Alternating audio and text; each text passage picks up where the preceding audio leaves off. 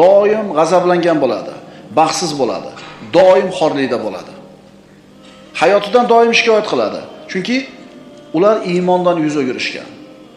Iymoni bor odam hayotidan shikoyat qilmaydi. Chunki unga shu kunni bergan Alloh subhanahu va taolo taqdirga yozgan ish bo'lyapti. Mo'min odam qazoy qadarga rozi bo'ladi. Alloh berdimi shu kunni, alhamdulillah deydi. Mana shu iymoni kuniga rozi bo'lishlikka sabab bo'ladi, roziligi esa uni baxtli bo'lishiga sabab bo'ladi.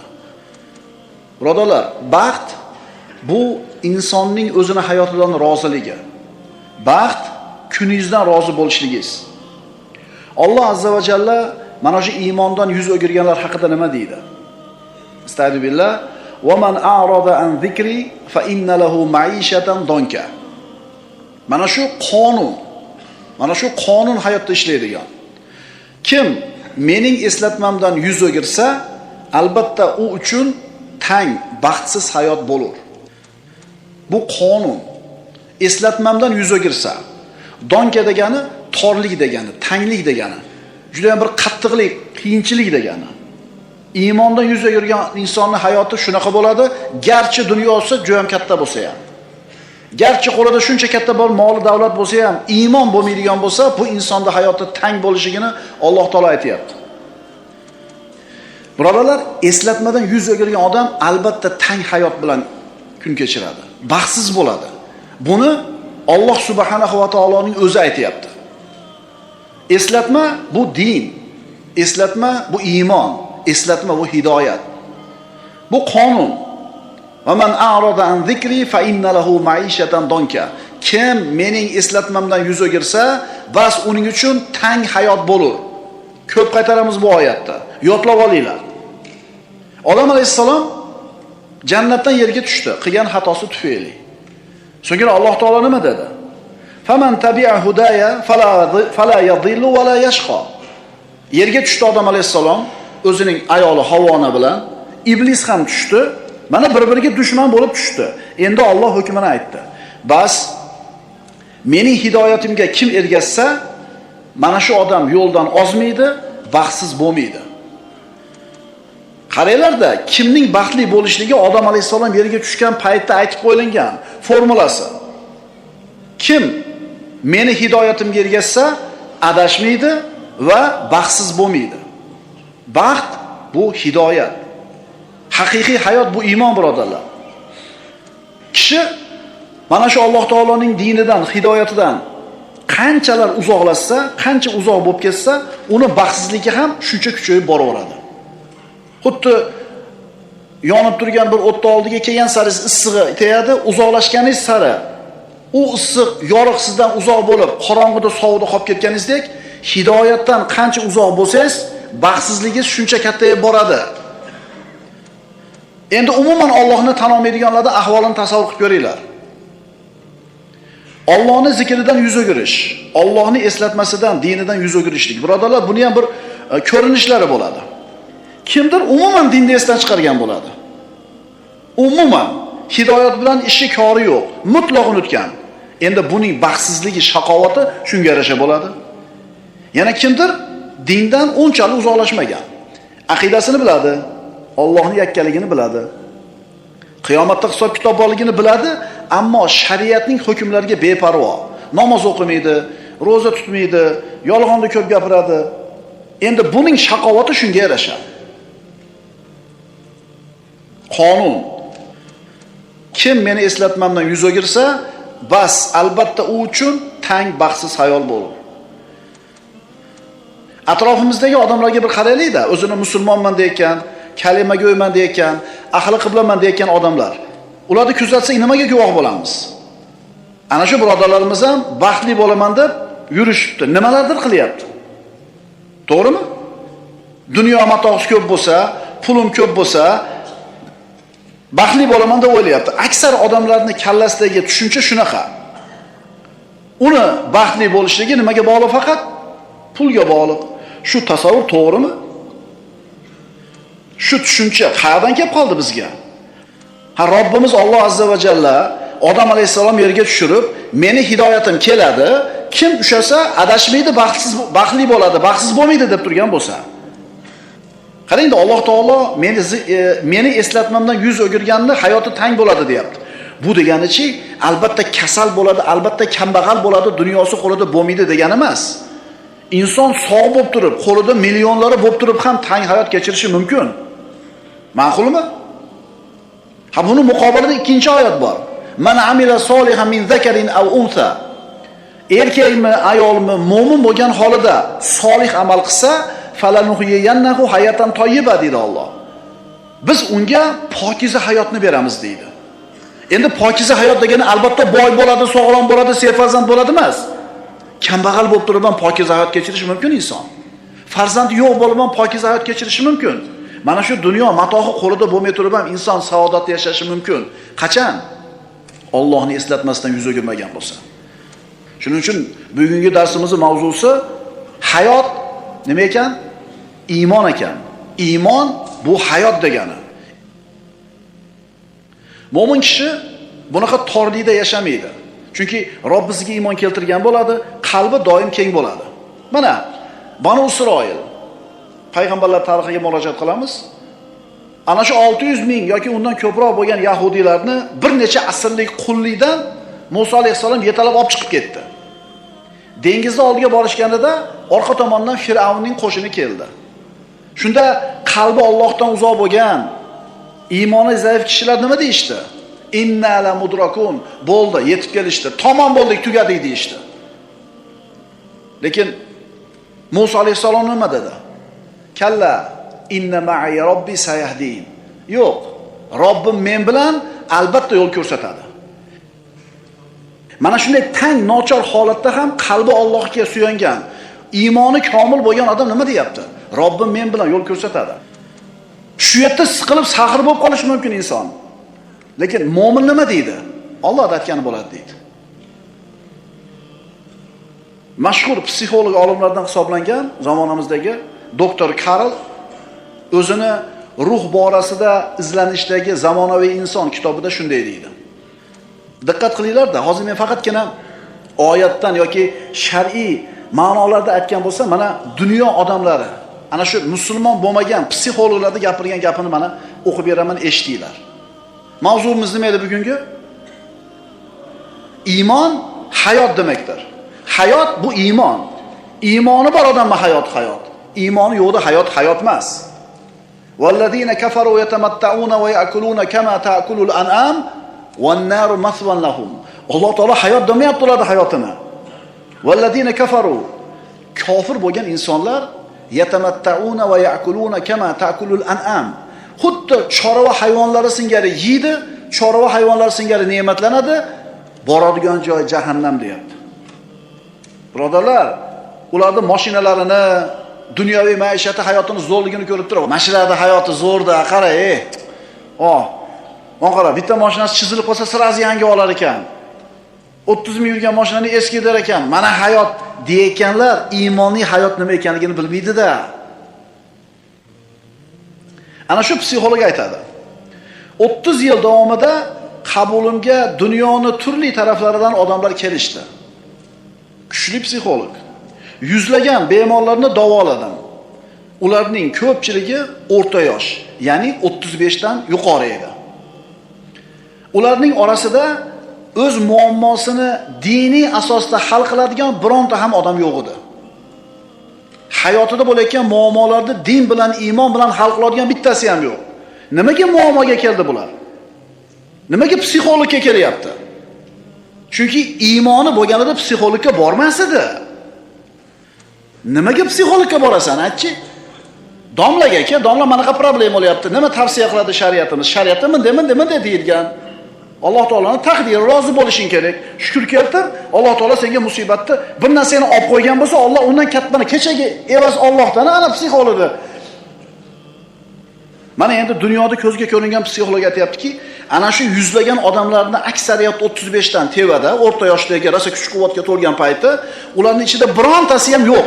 Iymon bilan muammosini hal qiladigan. Yana bu psixolog aytadi. Shuni aytish mumkinki, bularning barchasi kasal. Chunki ular din, iymonli insonlarga ato qilgan narsani yo'qotishgan. Haqiqiy iymonni tiklab olmagan kishi aslo shifo topa olmaydi. Haqiqiy iymonni topmagan, tiklamagan odam shifo topa olmaydi deyapti. Bizda bormi haqiqiy iymon? Bizda susayib turadi. Domlalar gapirganda zo'r bo'lib qolamiz. 3-4 kun o'tgandan keyin susayib ketadi. Bu normalniy odamlar shunaqa bo'ladi o'zi. Chunki Nabiy sallallohu alayhi vasallam oldiga Hanzala roziyallohu anhu bilan Abu Bakr Siddiq kelishgan. Sizni oldingizda boshqacha olamiz, uyimizga borganda boshqacha bo'lib qolamiz deganda payg'ambarimiz aytganlar, "Valakin sa'atan fa sa'atan." Agar meni oldimdagi holat bilan ko'chada yura olganinglarda, iymoni shunday bir cho'qqisiga chiqqan holatda, farishtalar ko'zingizlarga ko'rinar edi va qo'lingizlarga qo'llarni berib ko'rishar edi. Lekin gohida unday, gohida bunday bo'ladi. Demak, psixologini gapini qarang. Inson haqiqiy iymon degan narsaga ega bo'lmasdan turib, shifo topa olmaydi deydi. Oyatni qaytaramiz. Astagfirullah. "Va man a'rada an zikri fa inna lahu ma'ishatan donka." Kim mening eslatmamdan yuz o'girsa, bas albatta uning uchun tang, baxtsiz hayot bo'lur dunyoda. "Va nahshuruhu yawmal qiyamati a'ma." Oxiratda uni ikkala ko'zini ko'r qilib tiriltiramiz deydi. Oyatni o'qiymiz. "Sanulqi fi qulubil ladina kafaru ru'ba bima ashraku billah." Allohga sherik qilganlari sababli kofirlarning dillariga qo'rquv solajakmiz. Qarang, Allohga shirk keltirgan, Allohga iymon keltirmagan kofirlarning qalbiga Alloh qo'rquv solib qo'yadi. Doim qo'rquvda. Globalniy potrebleniya qo'rquv. 12 qo'rquv. Yana nima qo'rquvlar bor? Dollarning kursi, koronavirus, yana nimalar bor? Bular doim qo'rqib yashaydi. Mo'min nima deydi? Hasbunallohu va ni'mal vakil deydi. Peshanamizga yozganidan oshchasi bo'lmaydi deydi. Ishonib aytyapsanmi faqat shu narsani? Yuragingni tag-tagidan aytyapsanmi shu narsani?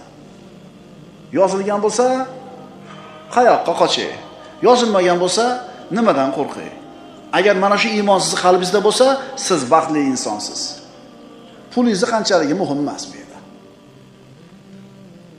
Oyatni o'qiymiz. Kim meni eslatmamdan yuz o'girsa, bas uning uchun tanglik hayoti bo'lur va biz uni qiyomat kunida ko'r holda tiriltirurmiz. Mana endi dunyoda tang hayot kechirib, ezilib, bo'g'ilib, pachag'i chiqib yashagan odam qiyomat kunida ko'r bo'lib tirilib turib aytadiki, "Qala robbi lima hashartani a'ma va qad kuntu basira." Parvardigor, nimaga meni ko'r qilib tiriltirding? Men ko'rardim-ku dunyoda. Alloh javob beradi. "Qala kadhalika atatka ayatuna fanasitaha va kadhalika al-yawma tunsa." Alloh aytdi. Shunday.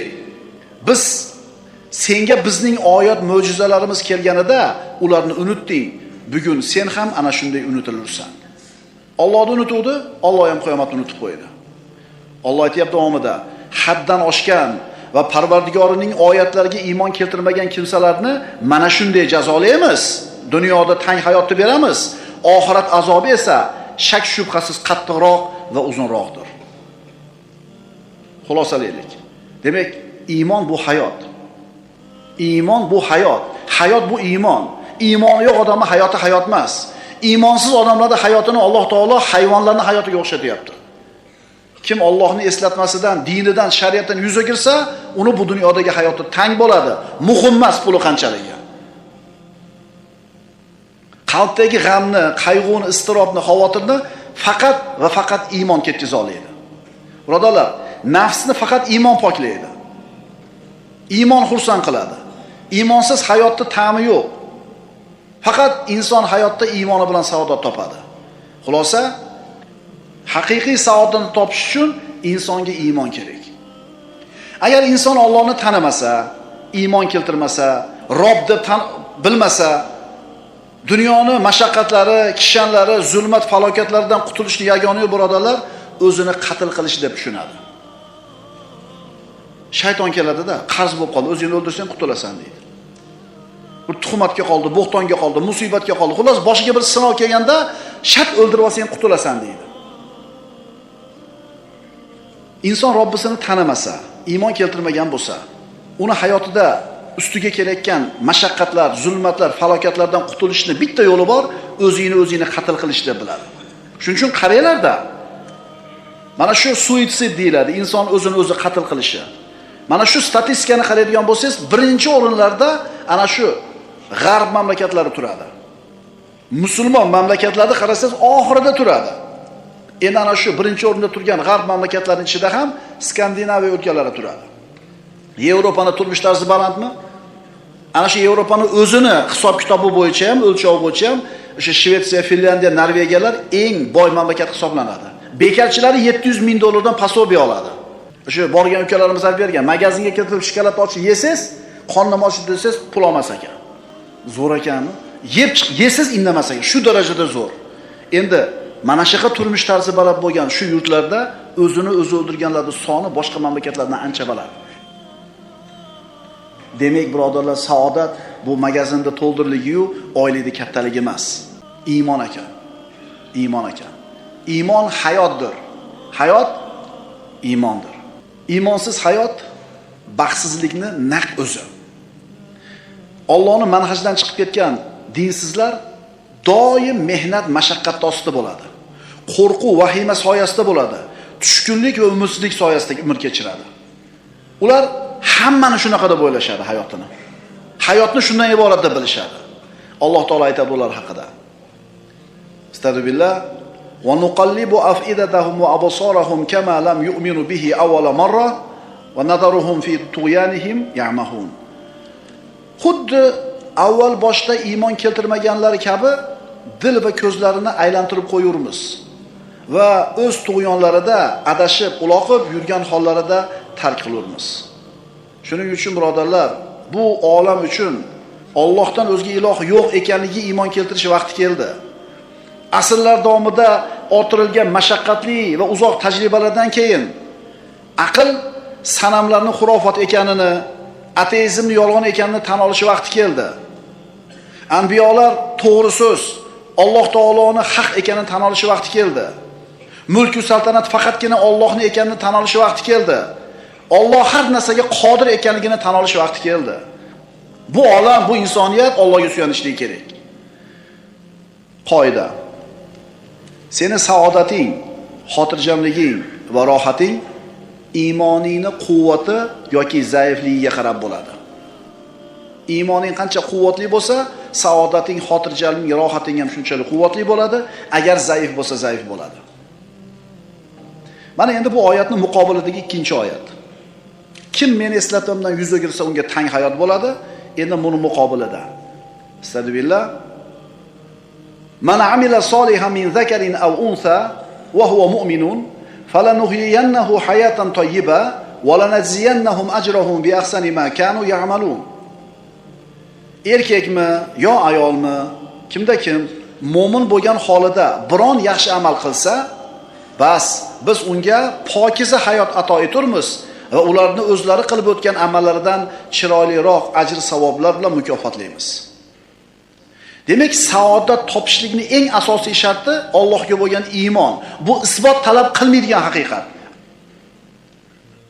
Ammo Allohga iymon keltirmagan, Allohga ishonmaydigan odamlarga, bunaqa xazinaga ega bo'lmagan odamlarga saodatga olib boradigan har qancha sabablar o'rgatsang ham, har qancha ma'lumotlarni bersang ham, har qancha maslahatni ko'rsatsang ham, ularga buni foydasi bo'lmaydi.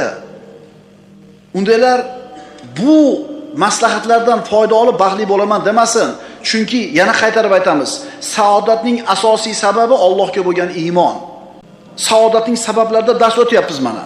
Shu sabablarga biz amal qilamiz, biz saodat topamiz. Inshaalloh, chunki iymonimiz bor. Endi xuddi shu sabablarni iymoni yo'q odam qilsin, unga asqatmaydi. Chunki bu sabablar iymoni bor odamlar uchungina ishlaydi. Demak, saodatning sharti Allohni Rob deb tan olish, Muhammad alayhisolamni payg'ambarim deb tan olish, islomni dinim deb tan olishlik. Erkakmi yo ayolmi, kimda kim mo'min bo'lgan holida biron yaxshi amal qilsa, bas biz unga pokiza hayotni ato etamiz. Demak, inson Alloh va'da qilgan mukofotga erishishlik uchun ikkita narsa kerak bo'lyapti. Birinchisi iymon, ikkinchisi solih amal. Innallazina amanu va amilus solihati sayaj'alu lahumur rahmanu wudda. Albatta iymon keltirib, yaxshi amallar qilgan zotlar uchun Rahmon do'stlikni barqaror qilur. Iymon bo'lsin, amal bo'lsin. Lahumul bushro fil hayati dunya va fil axira. Ular uchun dunyo hayotida ham, oxiratda ham xushxabar bordir. Hayot bu iymon degani. Iymon degani bu hayot degani. Pokiza hayot kimda bo'ladi? Iymonli odamlarda. Allohni yakkaligiga iymon keltirgan, Robbisining va'dasiga aniq ishongan, qalblari Parvardigoriga muhabbatli bo'lgan, adashish va aynishdan pok bo'lgan insonlarda bo'ladi. Mana shu sifatlarga ega odamlar falokat vaqtida xotirjam bo'ladi, qazo oldida qalblari sokin bo'ladi, qadarga, taqdirga rozi bo'lishadi. Binobarin saodatli bo'lishadi. Shuning uchun ular baxtli bo'lishadi. Shuning uchun ular yuqoridagi oyatda aytilgan pokiza hayotga erishishadi. Chunki ular Allohni Robb deb, islomni din deb, Muhammad alayhisalomni o'zining nabiysi va rasuli deb rozi bo'lishdir.